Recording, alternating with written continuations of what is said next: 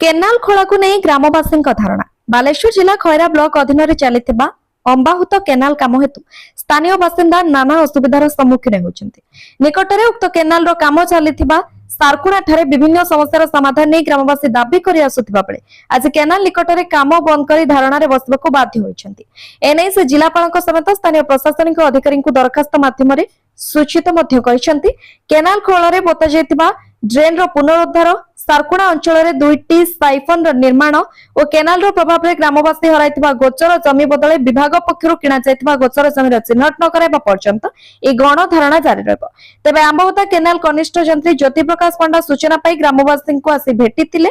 तुरंत पर ड्रेन कार्य आरंभ करबा सहित बाकी समस्यार समाधान खूब शीघ्र करिबो बोली प्रतिश्रुति मध्ये दैथिले।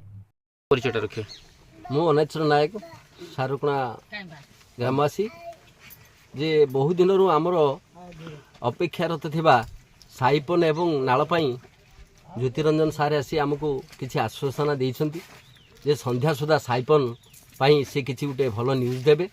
या सहित आमर ड्रेनेज व्यवस्था जो असुविधा थिला से वर्तमान काम आरंभ करिवा पाई प्रतिश्रुति देइछंती एवं काम आरंभ हेबा पाई मध्ये कहउछंती। गणधारणा केते दिन गणधारणा साइपन न हबा पर्यंत अनिर्दिष्ट काल पाई आमे गणधारणा बसिबू।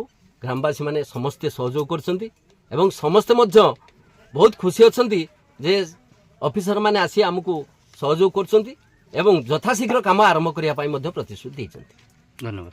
तेबे कनिष्ठ जंत्रीक प्रतिश्रुति पर धारणा मध्य जारी रहिछि। जे पर्यंत संपूर्ण कार्य शेष न होइछि से पर्यंत धारणा जारी रहबो बोली ग्रामवासी प्रकाश करिसेंती। खैरारु देवव्रत दास का रिपोर्ट अभय न्यूज ओडिशा।